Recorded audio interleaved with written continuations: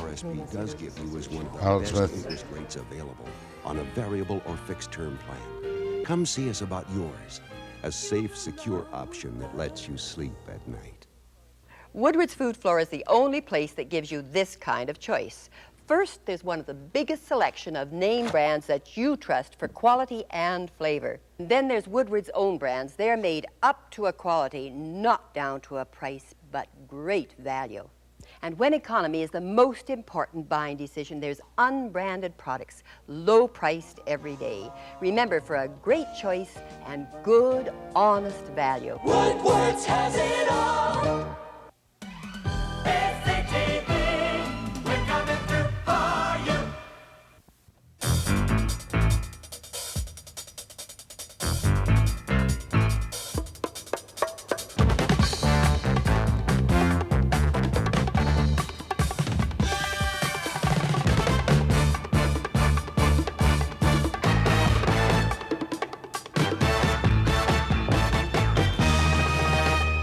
Good morning. John Meier, Canadian citizen and mystery man, is in jail in Los Angeles today, facing a charge of conspiracy to murder another man from BC, Alfred Wayne Netter, who was stabbed to death down there in 1974. Meier surrendered to the U.S. authorities yesterday and is back in jail because one of his bail bonds collapsed. Before he left, however, at the weekend, he complained to me about how he had been treated by the U.S. authorities when he was down there before. Well, you get no fresh air, you get no exercise, nothing. You're kept in maximum security condition. I was interrogated weekly by the United States government. They took me out, had to assist me out because I couldn't walk at the time, and they shackled me and had handcuffed, put me in an old barber chair they have there. And that's the condition that the Canadian government saw me in. And you're going to meet Meier in a pre-taped interview through part of the program this morning. Did you know that there is a Royal Commission on Sealing sitting in Vancouver today on sealing? It's a legacy of Pierre de Banet. The Liberal government, just before they went out, appointed a Royal Commission on Sealing. Well, you and I both know that the slaughter of the whitecoats has long apparently been stopped. But in town today are three men fighting for the lives of the sealing industry and, I suspect, the fishing industry in Newfoundland. Quite impressive guys. One is Kirk Smith, who is Executive Director of the Canadian Sealers Association. The other is an honest-to-God Newfie fisherman by the name of Harold Smith from Wild Cove. And the third is a political scientist who's on their side, who's written a book on animal rights called, and his name is Alan Herscovici. And you're going to meet these people on the Sealing Commission. But first we're going to meet John Meier after the break.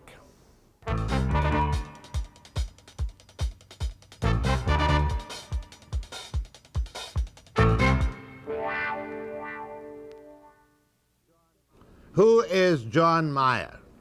He is 51. He's married. He lives in Tawasin with his family. He was an aide to that mystery man of all times, Howard Hughes. He, that's Meier, was called to testify of his knowledge in the Watergate scandal. He served 18 months in the United States for the obstruction of justice. The U.S. authorities say he still owes them more than $1 million in unpaid income taxes. He claims he acted for the CIA in Canada involving payments to Canadian politicians. He claims he was given a shortcut to Canadian citizenship because of his cooperation with the security services in Canada. He was charged with the murder of Netter in Los Angeles, a business colleague of some description, along with Vancouver lawyer Gordon Hazelwood. Hazelwood was subsequently dropped from the murder charge and from the extradition proceedings which saw Meier go south. At least one Canadian cabinet minister, now a cabinet minister, Tom Siddon of Delta, asked for an investigation of irregularities, perhaps circling around the extradition. And a former Justice Minister, Davy Fulton, has recently asked the new Tory Justice Minister for a review of the extradition proceedings. And even the judge who approved the extradition, Mr. Justice Sam Toy, went public later and said that there may have been made a mistake, implying that Meier might not perhaps, or should not perhaps, have been extradited. Meier, sure as blazes, is a mystery man. Watch closely on this interview as I taped with him before he went down to surrender to the U.S. authorities for his trial and murder. Before we come to what's happened to you in jails down there, or what's going to happen in the trial, you were a man who made much noise about the activities of the CIA in this country. Is that not so?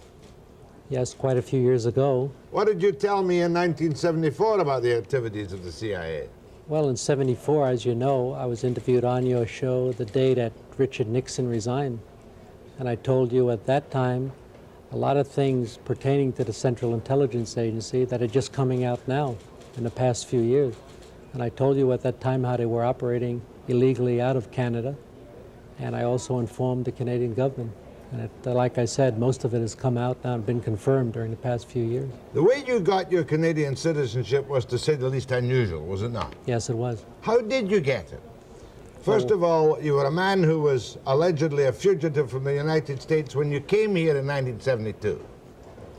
No, it wasn't. When I came here, I had just lost my race for the United States Senate in New Mexico on a Democratic ticket. In 1973, when I was appearing before the Watergate investigative committees, the United States laid income tax charges against me. So I was here actually about a year before any charges were laid. That was about $1.7 million in taxes, said he, refreshing his memory from a current Newsweek article. Yeah, something like that. That was the figure. And you spent 18 months imprisonment for attempted obstruction of justice after you allegedly introduced forged Howard Hughes memos into the trial when you were sued by Hughes' Summa Corporation. Well, again, you know, what happened on that situation takes a few minutes to explain. Take the time. I obtained a lot of files, Howard Hughes' files, out of Mexico that was obtained through John Reynolds, who was doing an investigation in Ottawa for some committee pertaining to illegal activities in Canada of the Central Intelligence Agency and other agencies. Those documents were then turned over to me, and that's when the proof came out through those documents that I acquired that in effect Howard Hughes was kept a prisoner and was a controlled vegetable. I put those papers in a court in Salt Lake City. I was the one that brought up the fact that those documents that I found in the file were in effect not Hughes' signature. When I went down to Salt Lake City, I was convicted, sentenced to 30 months. After I spent nearly 2 years in prison, the United States government turned over to my attorney the microfilm files that they had on record in Washington to show that in effect I never obstructed justice and the charge was wrong, but I had spent nearly 2 years in prison. What years did you spend in prison? I want to get my time framed correctly. I was extradited out of here in 1979. Actually, in '78, the charges were laid. And then I came back here in '81. I have a memory, now you tell me if I'm wrong, whereby somebody spirited you across the border on an earlier occasion, and you were hidden in U.S. jails under various names for some months. Yes, that was in August, on August the 9th of 1973. That was just at the time I was appearing at the Watergate committees. I was living in Tawasin. I was not a fugitive. I'm living in the same home that I bought at that time. But you did get immunity from Judge Sirica in case anybody was after you, but to go down to the Watergate committee so that nobody could harass you or pick you up for any little or imagined charges, did you not? That's right, but they didn't go by that. I was taken and spirited from jail to jail in the state of Washington and then finally put out by a judge who gave me my release to come back home. What makes the U.S. authorities regard John Meier, Canadian citizen, as some kind of mastermind of evil? That's how they look at you, isn't it? I guess in their own minds they do. We'll ask John Meier that after the break.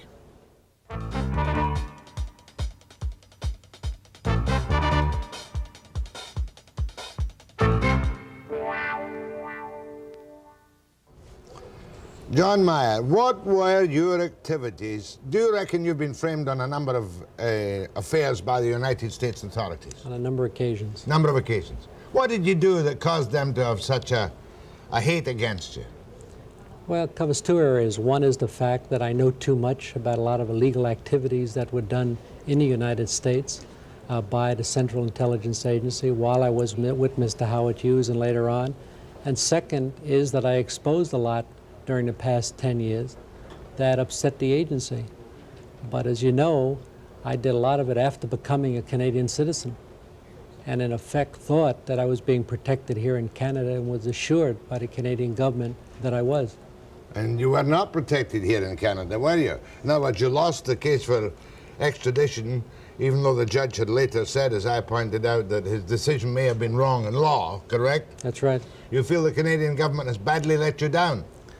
I think they let me down. I think what I didn't realize, what I realize at the present time is that the United States government has a lot more control over Canada than the average person realizes or that I realized.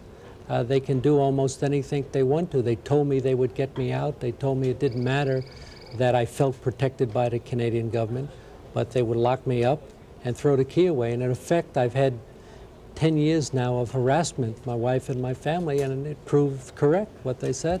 But the Canadian government did make an effort to, quote, protect you at one time because you arrived in this country, as I recall, on a ministerial permit. That's right. And then later, how much later, you were given instant Canadian citizenship. A few years later, but at the time of your show, I was told by the Canadian government that I could become a citizen wherever I wanted to. They investigated all the charges and found out it was political. They knew that I was being framed, and we made a deal. And the deal was they would give me asylum. In turn, I would work closely with the security services, which I did. And you were made a Canadian citizen because, you tell me, you promised and did work closely with the Canadian security services. That's right. I got to ask you, who made the deal? The deal was made by the Canadian government through Mr. Andrus and through some individuals within the Canadian services. Andrus, at that time, he's now dead, was the Minister of Manpower and Immigration, as it would be in those days. Yes, he's the same individual as you brought up prior to this taping from that article there, where he apologized for illegally having my files turned over to the United States. Yeah, that's right. And there was some kind of apology and admission that the government aided the harassment of you in Canada. Isn't that correct? That's right. Now, let's come to this. No, before we come to anything else, when you turn yourself in, where will you turn yourself in this time? You're on bail, let me establish that. You got lots of money. There used to be stories that you had walked away with millions of dollars from the Hughes empire. No, I don't. You got any money? No, I'm supported by my wife and children at the present time. How much bail are you out on in Los Angeles? Well, I was finally put out after 10 months. I was given bail of $200,000. So you got $200,000? No. Two individuals in California, a fire battalion chief and another individual put up their homes, so they each guaranteed $100,000 apiece. I didn't put up anything. Property bail was put up for you bails, by yes, two friends? By two individuals. All right, after you were ordered deported by the judge in the proceedings here, did you have any guarantee there was going, any guarantee there was going to be a review of whether or not you would in fact be deported? Because I believe that deportation is still at the discretion of the Justice Minister. Yeah, what happened was two things. The first was that the minister at that time, Mark McGuigan, guaranteed me that he would review the case prior to extraditing me. He did not review the case.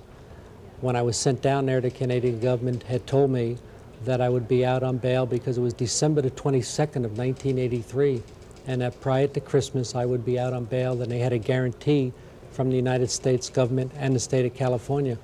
When I got down there, obviously I didn't get out on bail, and they held me for 10 months. Where did they hold you? They held me in LA County Jail. What kind of conditions did they hold you in? Oh, terrible. It's supposed to be the largest jail in the free world, but it's a living nightmare. They put me in maximum security, kept me down there in that security condition for about 4 or 5 months until my health deteriorated so bad. As you know, I had a heart attack at one time. The Canadian government stepped in When the Canadian consulate came down there to see the conditions I was in, they spoke to the State Department and put me into a hospital unit where I stayed up until a total of 10 months. One of the Canadian consulate officials came to see you in Los Angeles jail. How were you treated for that particular visit, if you can recall? Well, they took me out of my cell where I hadn't been out for all those months. I was locked up day and night. Oh, you've been outside for fresh air? No, you get no fresh air, you get no exercise, nothing. You're kept in maximum security condition. I was interrogated weekly by the United States government. They took me out, had to assist me out because I couldn't walk at the time, and they shackled me and had handcuffs, put me in an old barber chair they have there. And that's the condition that the Canadian government saw me in. And they were shocked by it and raised a big stink with the State Department in order to get me to a hospital unit. And you were then put in a hospital unit. Was that any better? Not really. You're stuck. A hospital unit there isn't like a hospital. It's a jail. Yes, you're put in a cell with 5 others, and only one individual can get up at any time to walk around in. Maybe you have 6 feet by 3 feet. Some of them psychos? A lot of them are psychos. A lot of sad cases. But how come after 10 months somebody finally relented and gave you bail? What happened was, at that time I went through a preliminary hearing, and the preliminary hearing showed that it was questionable if there should have ever been a charge. And the judge at that time reviewed the record and also reviewed a lot of the letters that she had received from politicians and individuals up here and church members of my church at South Delta Baptist Church. And she reviewed the file and said this man should be put out on bail, and she put me out on bail in October. When you go back down to surrender yourself, you'll be put straight into maximum security again, in all likelihood, do you believe? Well, the judge wants me back in prison, the judge on this case, and the United States government want me back in prison. They don't want me wandering around giving interviews such as this. So you reckon you've really been treated very harshly, very unfairly, and disgracefully by the nation of which you were formerly a citizen? Yes, that's a fact. I'll tell you, a lot of Canadians will think that they're Russian spies if they go down to the United States and get picked up on any charges or get dragged into U.S. jails. It's a nightmare. It's not like the system up here. More with John Meier after the break.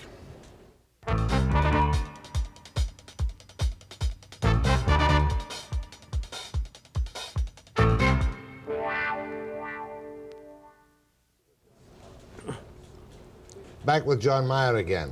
Now, before we get down to the murder charge which you presently face, let me go through have you cleared away all your other stuff for the U.S. government? Your civil suit with the Summa Corporation? Yeah, the civil suit was, they received a judgment against me while I was in jail and I couldn't defend myself. The tax case, I finally took the United States government to tax court while I was in jail on this charge. And they claimed for years that they couldn't get me into tax court. I took them into tax court. Now they don't want to be in tax court and they're trying to have it overturned, primarily because a lot of things would be brought out in that tax court which would be embarrassing to the United States government. Such as what? Such as the fact that the large sums of monies that I handled for Howard Hughes at the time I worked for him went into and was handled by the Central Intelligence Agency in Europe. They handled the funds. The funds went through the CIA, and they don't want to bring that out. They don't want to discuss those details, and they know it. Were you involved in the Glomar, the CIA submarine, CIA front for the nuclear recovery ship, the Glomar, when you were working with Hughes? I was involved in the initial negotiations. So you know where a lot of the skeletons are buried? I know a lot of the skeletons. I've just been reading some new stuff on Howard Hughes, in which there is an involvement between Hughes and Nixon particularly, involving in campaign contributions. Were you involved in that? Yes, I was. Did you make any of the large money deliveries to presidential candidates or their nominees? Well, let's say I knew about them. Is this the reason you think that somebody's after you? That adds to it.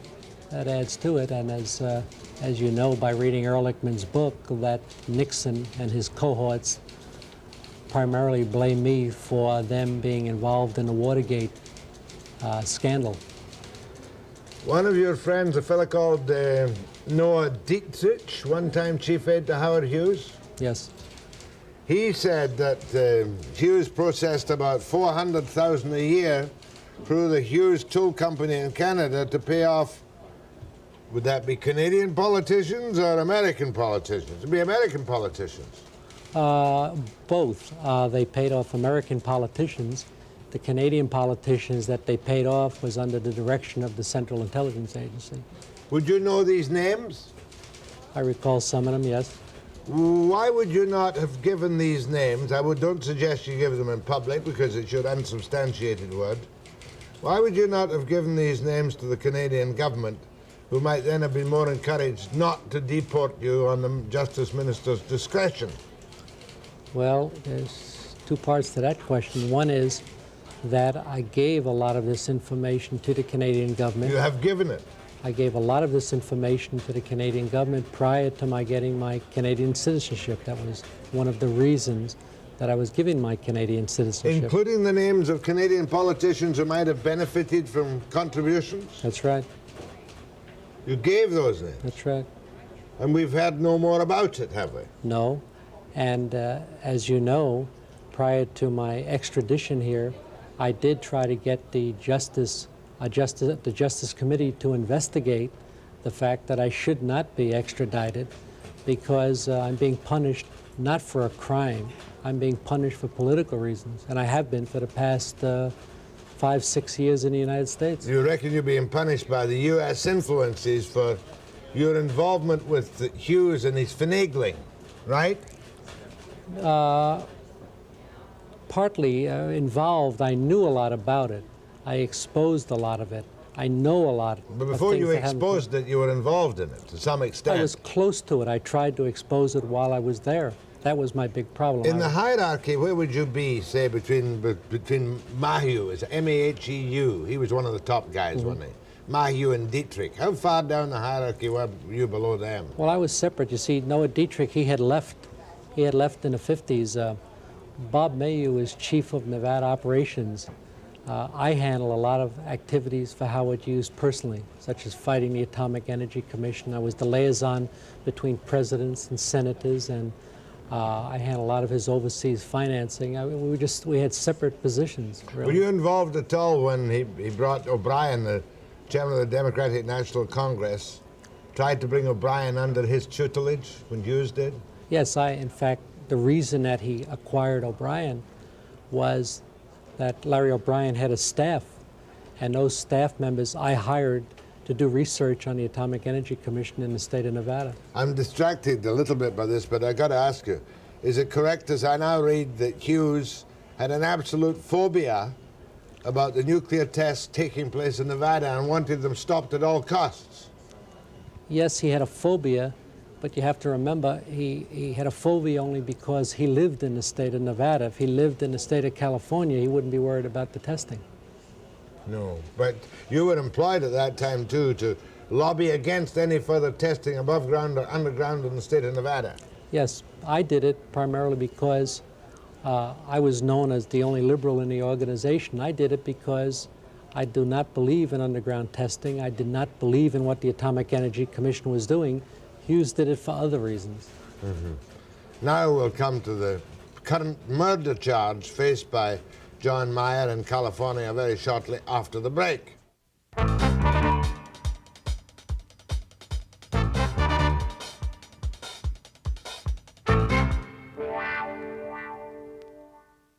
And this letter.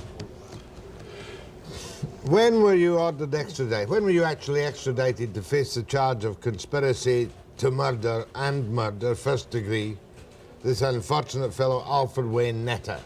I was extradited from here on December the 22nd of 1983.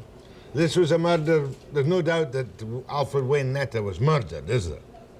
I assume so. I can just go by what they tell me down there in Beverly Hills. He was stabbed a number of times and found dead in Beverly Hills. Yes.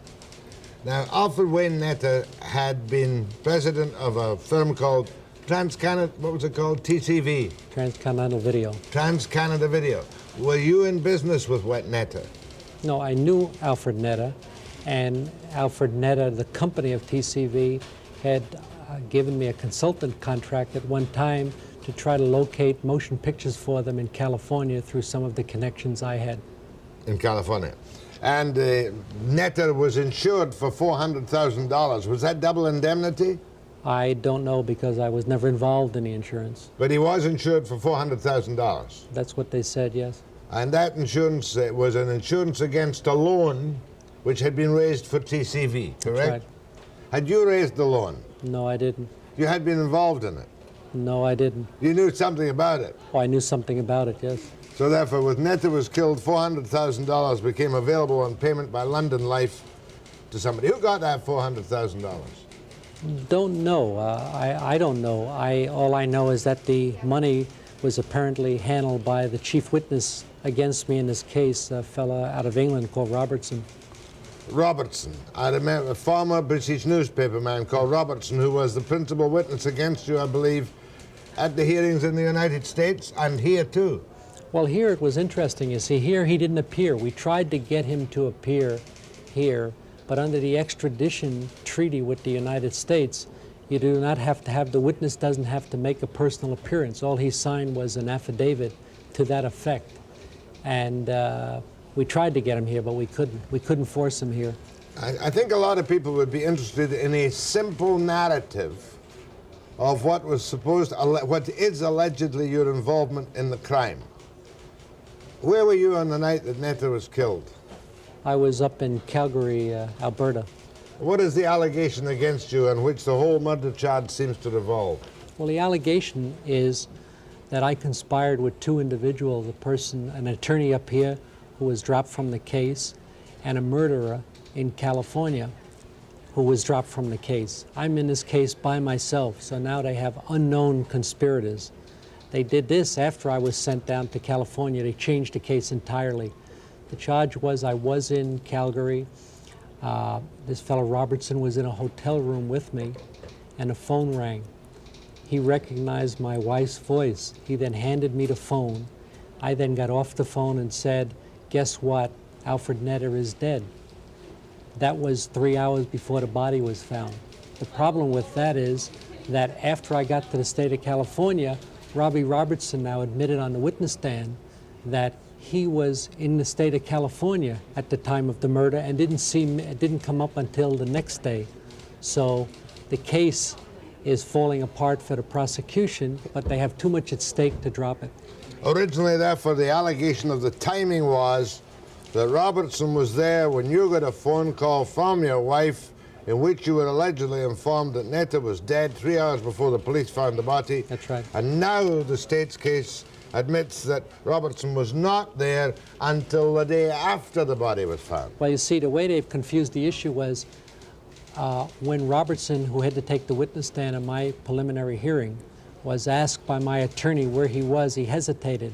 My attorney brought then two witnesses who were with Robertson at that day in Los Angeles, and they even had letters to show that. He then turned the story around and said, well, yes, I didn't go from Vancouver to Calgary with Mr. Meier. I was in Los Angeles, but I returned to Calgary to meet with Mr. Meier prior to this body being found or this person being murdered. So he switches the story around. And the U.S. government has changed his story now 5 times in the last year. Do you have a top flight lawyer in California?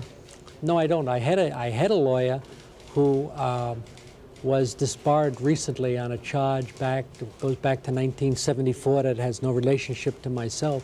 So in effect, as of now, I really do not have an attorney. I have to get one. Will they be forced to supply you one of your choice under their legal aid system? I guess so. I just don't know what I'm walking into on Monday. But you can't go on with a trial without a lawyer, surely to goodness. Well, again, I just don't know. The judge on this case who they brought in, he's just been a judge for about 6 months, and he informed me at my last hearing that he was a prosecutor for 15 years, and his closest friend is the prosecutor, Michael Brenner, on my case. So I'm in an awkward position right now in this court in Los Angeles. But surely you must be confident that face-to-face with your accusers and the lack of named conspirators And the fact that you weren't even in the United States, you were in Canada at the time, surely you'll walk away. Surely your Canadian lawyers in the past, of whom you've had a few, have told you that you'll walk away from this case. Well, I don't think it's, when you say confident, I'm scared witless. I mean, it's not a traffic warrant. This is a murder charge. I would be a lot more confident if I hadn't been convicted before on an obstruction of justice charge that I was innocent of. I have no faith in the judicial system down in the United States because I could see how at a higher level in Washington they control cases. This one letter, which I showed to you before, sent by my Canadian lawyer, David Crossan, to Ottawa, where David Crossan, who after speaking to Michael Brenner, says, in any event, at one point of the hearing in a hallway in a courthouse, I said to Mr. Brenner that for the purpose of trying Mr. Meier for murder, it appeared to me at least that the prosecution simply did not have a case against him. Mr. Brenner, who's the prosecutor, responded, and these words have rung in my ears ever since, that may be, but as a result of Netta's death, Meier may have gotten some money, and all we will do in Los Angeles is get 12 niggers on the jury and talk about the money, because if there's anything niggers understand, it's money. And if Meier got money, those niggers will convict him of murder regardless of anything else. And those are the things that scare me on this case, that I'm in a frame-up situation. I've asked the Canadian government a dozen times to step into this case.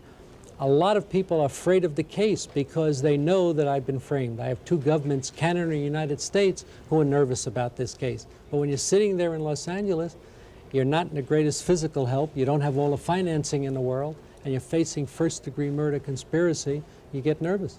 I'll be quite honest with you. You were an international figure of notoriety when I first met you with my friend Wasserman in Gastown in 1974, it would be, thereabouts. And I thought, this guy is a high flyer. Stories that you had come up here with $60 million, which turned out to be a fair amount of nonsense one way or another. But I'm not so sure now. It would seem to me that as a Canadian citizen, where the judge on the extradition has said he's doubtful about his decision, that you should have got the fullest possible review to see if it was legally proper to extradite you at all. And you haven't had such a review. No, well, you have to remember that the Canadian government now is very nervous about the review. If they have a review, which I've asked them to do, or they hold an investigation within the Justice Committee and it comes out public, they will be totally embarrassed about a lot of things that happened pertaining with John Meier over the past 10 years. They just want to see it go away. They would like to see me go down there. But you could go to the gas chamber. Well, I could serve a minimum of 25 years in prison for something I didn't do. No capital punishment in California. Well, not at this time. Not at this time, but 25 years when you're 51 years old is a long time. One last little story I want you to tell me. There are some ironies about the case, and I suppose you've kept your sense of humor too, difficult though it might be. But did you not gain a judgment in court against the state of California for some money? Can you explain that to me? Well, what happened on that... Well, I'll tell you what, explain it to me after this break.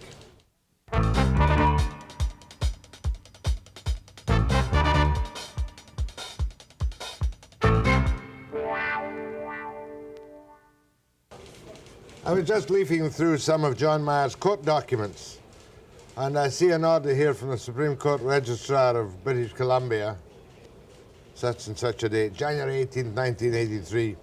This court orders that the people of the state of California pay the sum of $2,302.50 to Meier as reimbursement for the airfare of Francis Dale Critchin of the UK Passport Office for his attendance at the extradition hearing.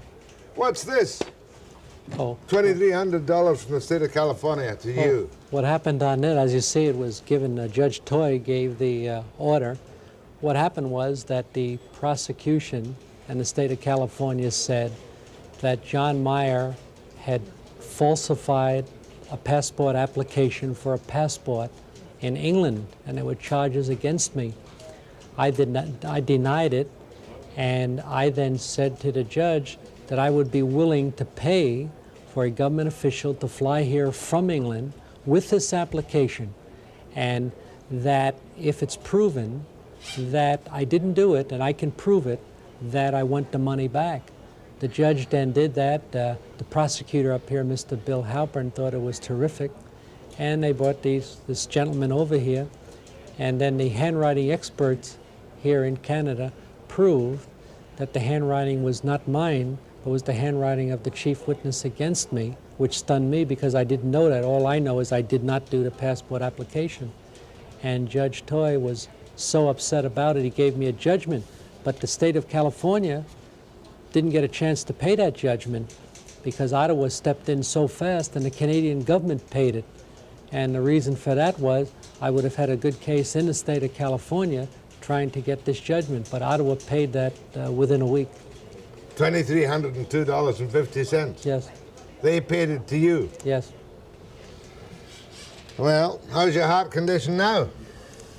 Well, I'm not in the best of health. So off you go to California, surrender yourself to jail. But, I mean, I know you're bitter about the U.S. justice system. You say you were framed on 18 months for attempted obstruction of justice. You know, I take your word for it, but I don't necessarily have you to believe you on it. Mm-hmm. But surely to goodness that the quality of U.S. justice at its best is as good as anywhere in the world. I think that's true if you are not a political prisoner. Once you've rubbed the wrong people in Washington the wrong way, you have problems. I mean, you may as well be in Moscow. They talk about justice in Russia, but at least in Russia, you know black from white. You know you don't do certain things, and if you do, you're in deep trouble. In the United States, it's a murky area. You're saying that sitting right now somewhere in the CIA, or if when this is on the air, somebody would say, for goodness sake, get a tape of that. We must add it to the file of documents against this man Meier, whom we must silence. Mm-hmm. It's true. Well, I'll watch the wire services to see what happens to your trial. Best of luck, John Meier. Thank you very much. Appreciate it. Do I know the truth of the Meier case? Obviously, I don't know the truth of the Meier case. I do know that Meier was involved at high levels in the Watergate scandals and in tussles with the United States government.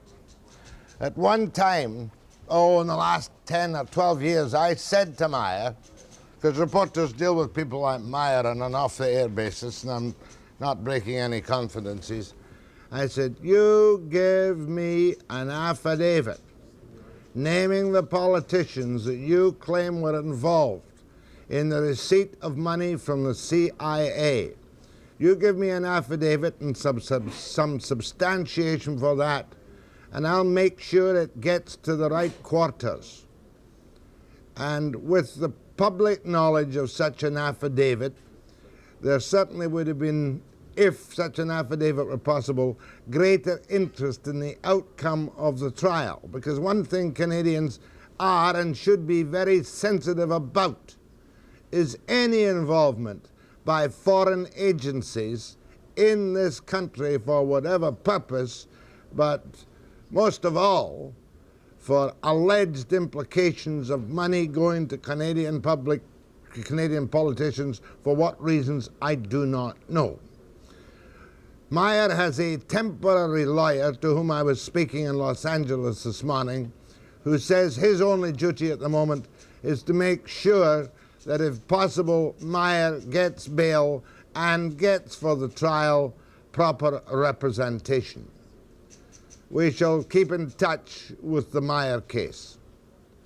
Next, you're going to meet 3 outspoken individuals from Eastern Canada, in fact 2 of them from Newfoundland, who are very upset about what has happened and is liable to happen not only to the sealing industry but to the fishing industry in Newfoundland.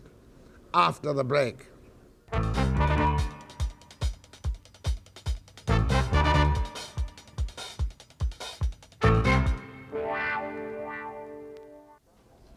Honest to goodness, I thought this whole sealing controversy on the east coast of Newfoundland and in the Gulf of St. Lawrence was over and done with. And then, like a ghost out of the night, some liberal remnant royal commission appears in Vancouver to conduct an inquiry or a study into the Canadian sealing industry. And who have I got here? Well, I've got Harold Small, who is an honest-to-goodness fisherman from Wild Cove in Newfoundland, correct? Right. I've got Kirk Smith, who is Executive Director of the Canadian Sailors Association, correct? Right, that's right. And I've got Alan Herscovici, who has written a book on second nature, the animal rights controversy. Let's go to you first, Kirk. Have Bridget Bardot, Greenpeace, and Paul Watson effectively killed the white, what do you call these little white seals? They're white coat seals. The white coat seal. Is that fishing been destroyed? Effectively it has. There's a ban in Europe, nobody's taking them, the industry is collapsed. But the problem is that there is an industry that remains for fishermen and Canada's native people, and it's a very important part of their livelihoods. Why, we don't need an inquiry about that, do we? No one's surely threatening the other aspects of sealing on the East Coast. Well, no, I think this inquiry is perfectly timed because the dust has settled, we're not into the whole protest business, the emotions have died down, and now we can take an analysis, a kind of a post-mortem, if you like, on what happened and why. And I think that's very, very important because what we're seeing now is that the whole animal rights movement is behind the anti-sealing movement. You know? I mean, all the yahoos. That's right.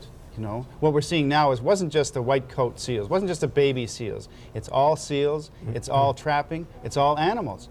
And if we don't take an analysis and look carefully where we're going with this thing, all of Canada's hunters, trappers, fishermen, farmers for that matter, you and me, anybody who eats meat, is threatened by this. You mean they're going to stop me from sending my little lambies to market, are they? That's right, that's right. Well, that would just be stupid. You won't be able to step in a cockroach. No. No, you're overdoing it. But this commission is looking particularly at what? This commission is looking at everything related to the sealing industry, what happened, where it should go next, what recommendations should they make on the future of the industry. What we're saying to them is that although the protest has had its day and it's effectively stopped one sector of the industry, there's another sector that's very important, and we should develop this to provide employment Which for people. sector is that? That's the inshore sealing sector, where people take short-haired mature seals, and where Canada's Inuit people have depended on this for a long, long time. Harold, what do you fish for? I fish for cod, mackerel, capelin, crab, whatever And I seals. can catch. And seals. And seals. Is, How do you catch the seals? You shoot well, them we shoot seals with oil-powered rifles in the heads. in the heads. Right. At sea. At sea. And these are mature seals. Oh yeah, older seal. Once they get in the water and can swim on their own, then we hunt them. And these are called, Well, there's a harp seal and a hood seal, you know. and that's your way of life, Well, that's a part of my way of life. It's about a third of my annual income, you know. is a seal. is Is there the any seal. cruelty involved in the harp seal fishery? Well, there's no more cruelty to it, I said, than there's shooting any other animal or killing any other animal, even for food, you know. Like in a slaughterhouse? Well, I don't think it's the cruelest in a slaughterhouse. Oh no, slaughterhouses are cool.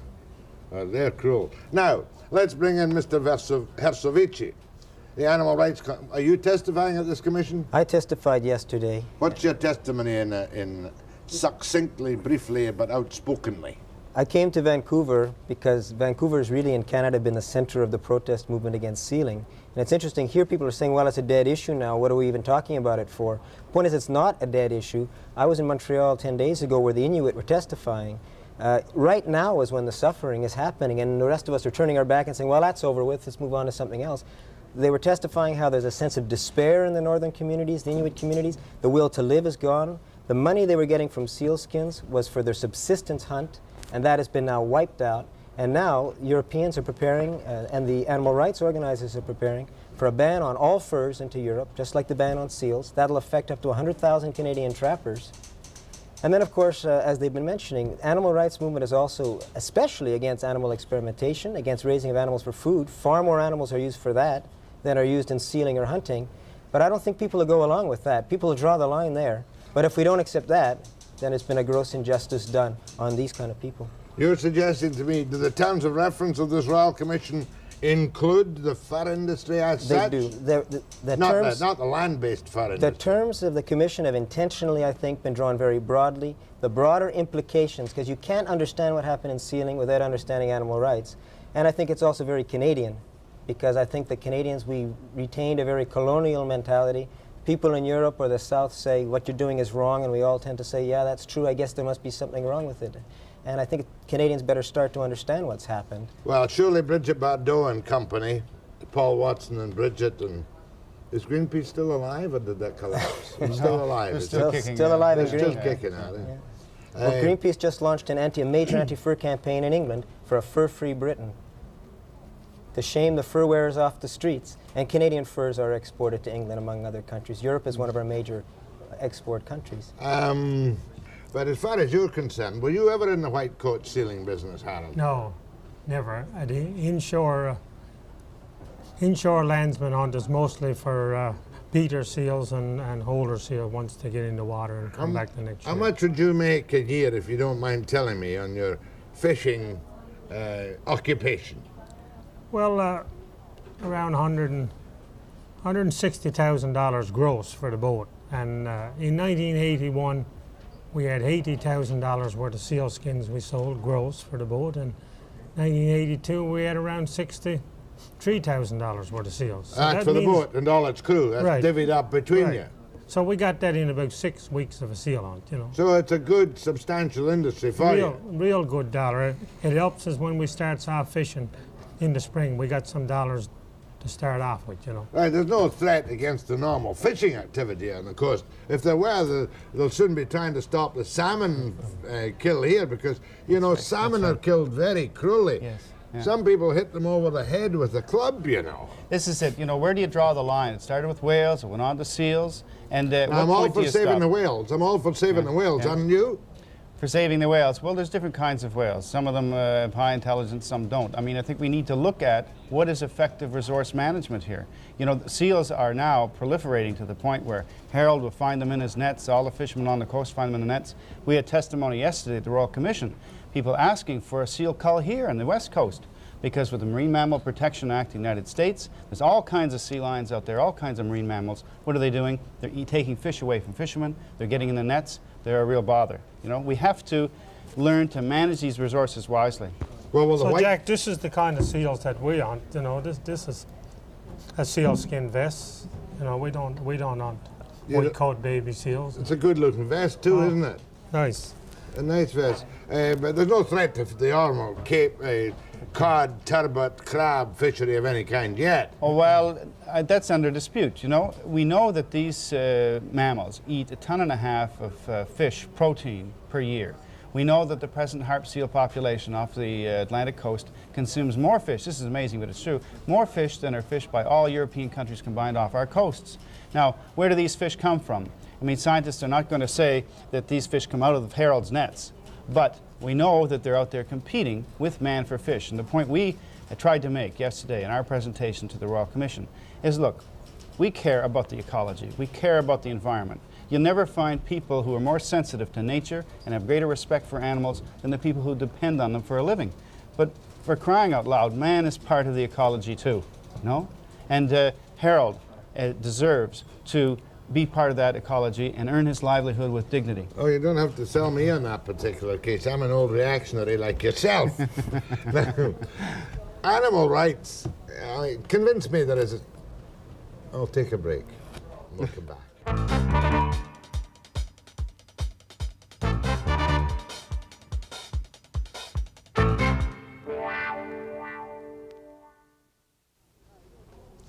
Now, your book, Alan Herscovici, you're from Montreal. I'm from Montreal. What are you? You're a political scientist?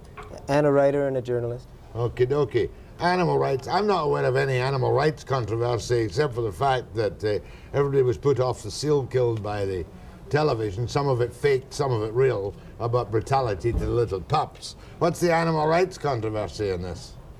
Animal rights, a lot of people didn't realize behind the seal campaigns there's actually quite an extensive philosophy of animal rights, and now you're starting to see it come out. You're going to see the movement roll over into furs now. Like I said, Greenpeace has started a major campaign in Europe. They're going to go for a ban against furs into Europe. And recently around Christmas you saw the animal experimentation side come out. They're against the use of animals for drug research, for product safety testing, for experimentation. And I think everyone could accept that we don't want abuse in those fields. We could all accept that excessive cruelty should be controlled, and also in sealing and also in trapping. But that's not animal rights. Animal rights philosophy, we have no right to use any animal for our own purposes. Well, I mean, you've only got to look at the herring industry or the salmon industry on the coast here to see that conservation and balancing of stocks, we nearly wiped out our salmon in this coast, you know. Some of you fishermen would take every fish out of the sea tomorrow if you got the chance. No, that's not right, Jack. Not you people. Fishermen are not like that. Well, they whipped all the herring out of the sea here with their arc lights, and then they went east and whipped most of them out of eastern Canada at one time too with their big ships with these mercury vapor lamps. They were Yeah, well, stopped. there's why we need the government to control what right. we do. You know? The problem why I'm involved in this and why I began writing this is, what many people haven't understood is that we're all concerned about ecology, but there's been a shift from ecology to animal rights, and it's very, very different. And I can give you a quick example. The protests have been against killing young seals. We've all been led to believe it's the young seals that's Right, immoral. the baby seals. But it's, if you're doing any wildlife management, that's not just seals, but any fur bearer or whatever, it is the young animals that you should take from a conservation point of view, since most young of most species never reach maturity. You know, all species produce more young than can be supported by the habitat. So my concern really is animal rights is even turning against ecology. It can turn dead against the advances that have been made in ecology in the last years. And that's my central concern. It's not trappers and sealers and fishermen who are the enemy of wildlife. It's this industrial complex, these cities we live in, that's the enemy. And I'm afraid animal rights, which pretends to be an advanced morality, a higher sensitivity, it passes itself off as very moralistic. It's in fact the ultimate weapon of this society to wipe out the last people who still do have some contact with nature. And that's the incredible irony, and that's why I worked on the book. Would you be as cynical as some people to say that this is a great way to raise money for neo-political movements? You know that anti-sealing movements in recent years are taking in more money than sealers ever took in the best years. Now that's a strange situation. There's many strange parts of this. Didn't they at one time offer to buy out the sealing industry by giving X amount of dollars to the communities? That's right. They're still making crazy offers, like suggesting that we could have a tourism industry surrounding sealing. Oh yeah, what about that? What about that? That's nuts. Do you think it's possible to have a... I see the commissioners seem to greet that with aplomb yesterday. No, we were there, they didn't. They didn't? No, it's misrepresentation in the paper. In the this Globe morning. again? Yeah, absolutely. The yes. Globe's got the wrong colour on it again. Exactly. Well, what do you think of using... I don't think it can work around the northeast coast of Newfoundland and Labrador. The fishermen are so spread out. I'm afraid that if we get into a tourism thing, it'll be the rich get richer and the poor get poorer. You know, that's. It'll be helicopter tours only. Yeah, large vessels. You know. And besides, it's an insult to these people. You know, that's a resource out there that should be managed, should be taken. It was there for people to take and use wisely. It's not something we look at like the Stanley Zoo, you know? We were there the other day, and Harold and I walked through the zoo, and we took some pictures of Harold with a sealskin coat watching these zoos play around in the water. You know, I think people in urban society think that that's the way nature is. You look at it on television, you see it in the zoo. It's not like that. It's pretty rough, it's pretty cruel. Yeah, I can well believe that. I can't see myself going out on the ice as a tourist. Hey? no, it'd be a good place to be with about 100 miles of northeast wind, I'd say, for a blonde with a bikini on. Bridget Bardot in the nude. Well, now, next point. I think that our society is going through an evolution. Okay, we have misused the resources that we have. We've seen it with the forests. We still see it with many resources. Whether Hey, listen, I got news for you. You can't even cut a tree down in this province, even if we've got 215,000 unemployed.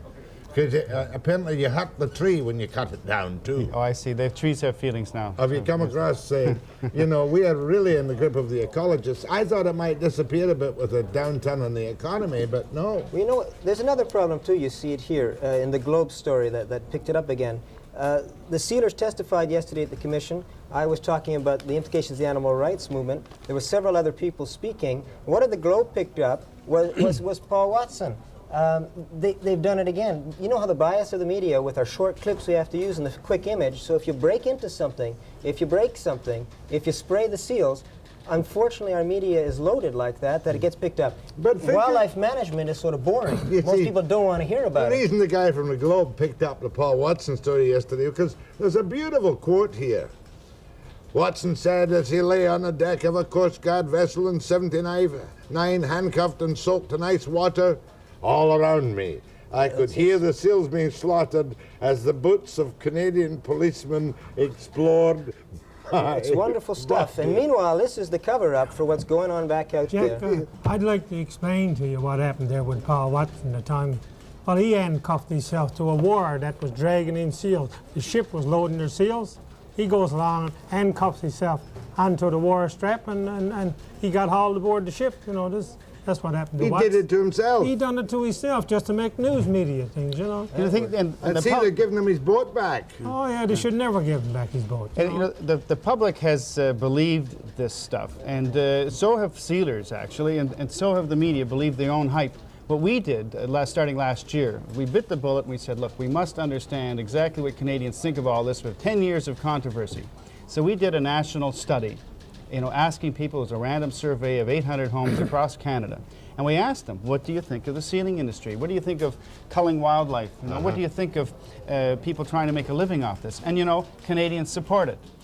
They never believed this stuff in the beginning, or gradually they've got the message. But over 90% of Canadians agree that it's okay for people to take wildlife resources, kill them, and utilize them wisely if their livelihoods depend on it. So there isn't any base support for an animal rights movement. Well, the only condition you've got to put on it is that there is no abhorrent cruelty to animals, be it in medical experimentation or being it in the trapping or shooting or skinning of live animals. I mean, that's the only condition that the average Canadian would put on it. I don't And the give a damn. species isn't endangered. That they're not no? endangered. Oh yes, they're not going to wipe out the But species. who hears in the media? I just finished calling fur managers across this country and learning about how fur bearers are managed and how carefully they are. Who knows about that?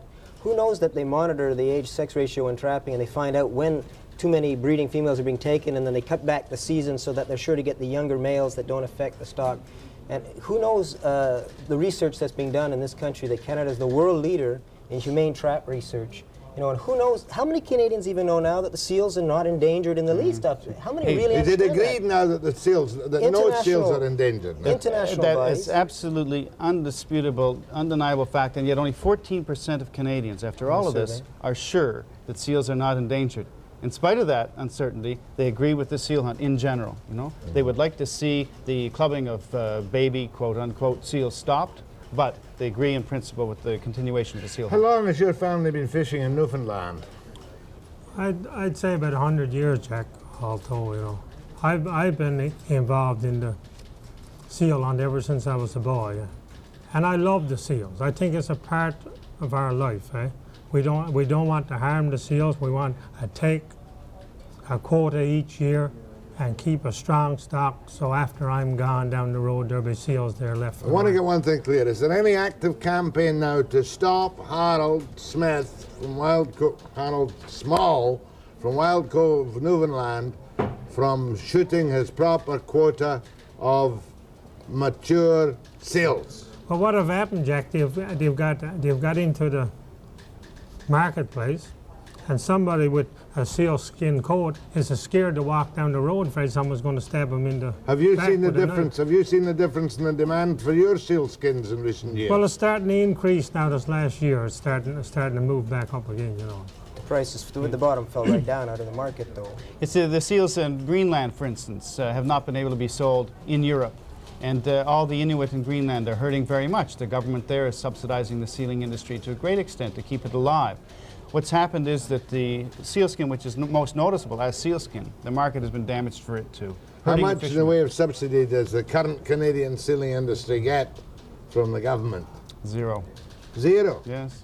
The Canadian government, that's what we're hoping this Royal Commission will set a platform for continued support, because there is a Canadian market that can be developed, and there are potential Far East markets, but it needs some work.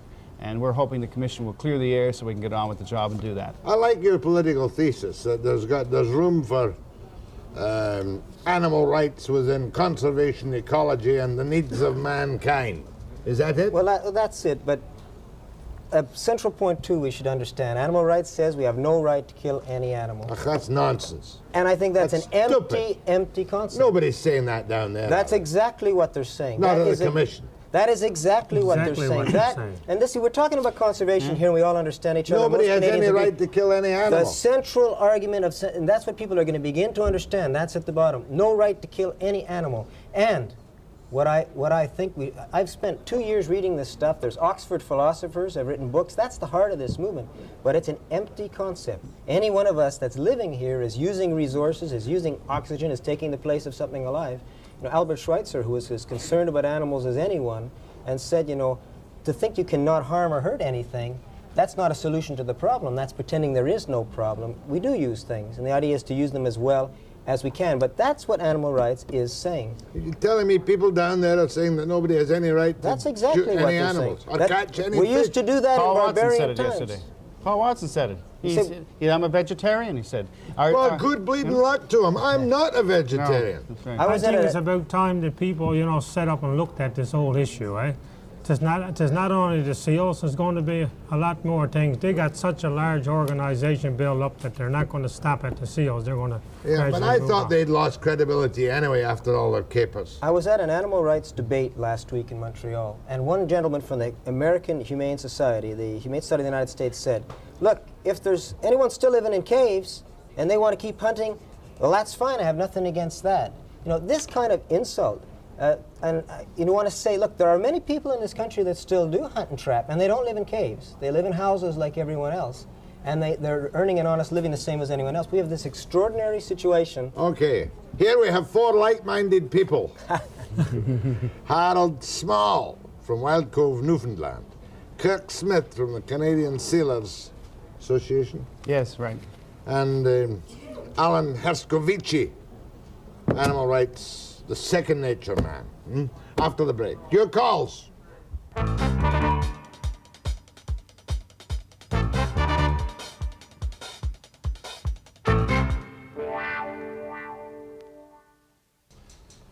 Go ahead from Parksville. Where are you? Where's Parksville? Hello. That's you. Speak up, sir. Yes, calling from Parksville here. Turn down your television set or I'll kill you. Well, Now speak up. yes, I'll hit you just over the head with a club. like to tell these fellows that we support them. The fishermen out here support them fully in their, we feel, media onslaught that they've had that's put them out of jobs. We're facing many of the same kind of situations here now. One of the points that hasn't been brought out by many of the animal rights is that man has been removed as a natural predator in this situation, but beforehand, these seals and populations that all over the coast had other predators, and they seem to have been removed from the chain. And we have unnatural balances here which have to be checked, whether they're checked by nature or not. We have the same situation going on now with the California sea lions. These are not natural predators here on the coast, but they've moved in because they've been protected elsewhere. They used to be harvested by Aboriginal natives and other people, and they seem to be now out of control and are destroying much more fish populations than existed in the past. Good boy. The California seals, these are the big, heavy ones, weigh a couple of tons with the big mustaches, right? That's right, and they consume tons and tons and tons and tons of food. Now they're talking about them, they're so overpopulated that they're catching sicknesses, which is a natural check, and people are recommending we go out and inoculate them all now. Oh, who's recommending that? This is the animal rights groups, and they're, it's just absolutely... We got to put them on the medical services plan, too. I think that would please them. Thanks very much. I hadn't had that. Did you have that? No, but what I did hear is that there's an area off the California coast called the Red Triangle.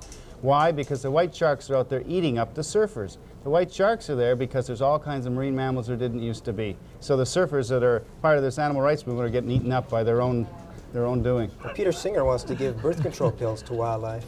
Who? They say they understand if you don't harvest wildlife, they'll grow, so we could maybe give them birth control pills to the fur bearers and so on. You wouldn't have to harvest them. And you got to give them every day for 28 days or something? I guess there's something like that. Go on. We're annoying a lot of people this morning. We're annoying a lot of people. Go ahead for Castlegar. I would like to know how these people are going to convince the Canadians that they can leave these things for them to manage. We've proven that with the greedy society that we live in, we can't manage anything properly. Look what we've done with the buffalo. I think you can go through countless things that have been left for us to manage or to look after, and we have just totally desolated. Well, we don't accept blame for the buffalo. If all we can get is cynical head shaking from people like that, let's hear some basic facts instead of sarcasm. Okay. A lot of that stuff has been brought about. Mr. Herscovici. I hear that Mr. Farley Mowat was on this program some time ago, and I just read through Mr. Mowat's book, and Mr. Mowat details in great detail the destruction of species all across this country in the early centuries and right up until this century, and it's not very nice reading. But it's interesting that Mr. Mowat and animal rights people never mention the work that has been done in wildlife conservation and management in this country, especially since 1930s and 40s. They don't mention the fact that beaver were virtually extinct across this country because of over-harvesting until the 30s, and that now through very scientific and good wildlife management, they've been brought back across the country. They talk about greedy people. The problem of wildlife management isn't greed. It's the problem that nobody owns the stuff. The problem in the ocean is that it's nobody's. The main advance in wildlife management in this country has been the creation of registered trapline areas so that trappers all across this country can become responsible for the areas they trap. And they never talk about the fact that all the fur bearers have been brought back across this country. We could go into that in great detail. We can't do that in this time. Thank you. Go ahead, please.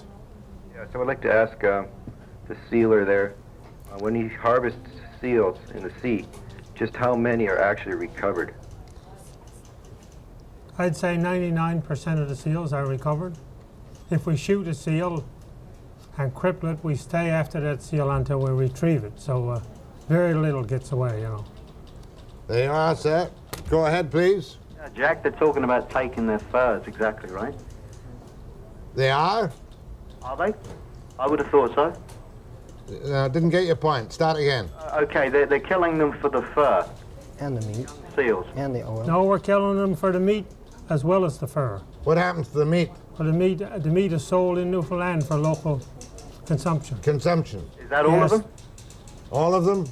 All of the landsman seals. What we're talking about now is the inshore hunt. The offshore hunt have all but gone in Newfoundland, the whitecoat hunt, and we can't get enough of the older seals to sell now. The meat is such a demand since the offshore hunt is gone. And the seal meat, or the kind of seal shot in the by the landsman, is that you? Or you're a landsman? I'm a landsman sealer. So that meat is consumed by humans in Newfoundland? By humans in Newfoundland. I know a buyer in Newfoundland last year, he wanted 600,000 pounds of seal meat to can up.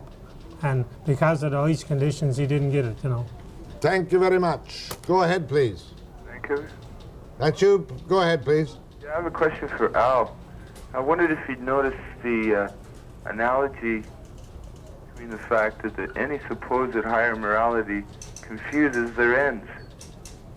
Any supposed higher morality confuses their ends. I suppose that makes sense, but... I just don't understand I'm not sure that I understand it, but it seems to me it is ironic. He says people with ideas go dotty. Yeah, they sure do seem to. It's causing tremendous suffering in various parts of this country. That seems very strange. But it's good for fundraising. It's very good for fundraising. Go ahead, please. Morning, Jack. Morning. I'd like to say that I think your guests have a very well-informed and well-balanced attitude towards this whole animal business. I believe that animals were here for man's use and not the other way around. I believe in people's right to work. I think these people should be given a fair chance to state their case, and it's nice to hear some good information.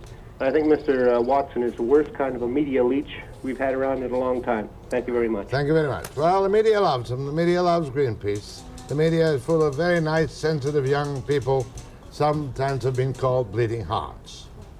However, You have a presentation to make to me. I plan to annoy as many people as possible this morning. Describe your presentation. Well, this says it all. You know, we have a button here that says, "Save our cod, eat a seal." So we'd like you to wear that today, and you can make as many people angry as possible. Maybe we'll get you out some flippers this spring, eh, Harold? And the reason I'm doing this is because I get so annoyed by the extravagancies and the emotions of these somewhat hysterical bleeding hearts.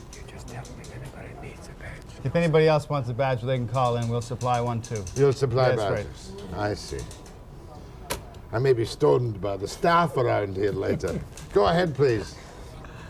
Gentlemen, I'd like to congratulate the guys for coming up here and standing up against. It's kind of an unpopular subject out here in Lotus Land. I'd just like to wish them all the best, and I hope they get some success in educating people about this. I'd like to see them maybe starting an industry like that out here sometime to put some more of us fishermen to work. Okay.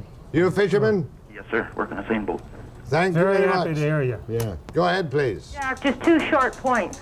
One, I disagree with the gentleman from Montreal. People do want to read about what's going on in resource management, but the media is letting us down again.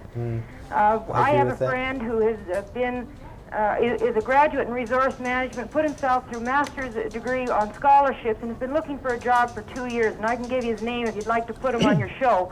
Number two, I just wanted to let you know that I'm a 40-year-old yuppie, and there are a few of us out there that really support what the sealers are trying to do down east, earn an honest living, and I congratulate their executive director. He's got a lot of punch, and I think he's going to do very well educating people. Thank you very much. Thank you. But time for one more call, I think. Webster, go ahead, please. Hello, I'm a construction worker, and I'd like to support the fishermen. You support the fishermen? I agree with the Good, and so do I. Admire the beautiful sealskin jacket that it is Hal, isn't it? Harold Small has been wearing today. My thanks to you, Harold. My regards to everybody in Wild Cove, Newfoundland. Thank you very much. Tell them they can catch me on CanCom. And to Kirk Smith and to Alan Herscovici. And the back of our hand to the Globe and Mail. Yes, right. Right. I'll be back after the break.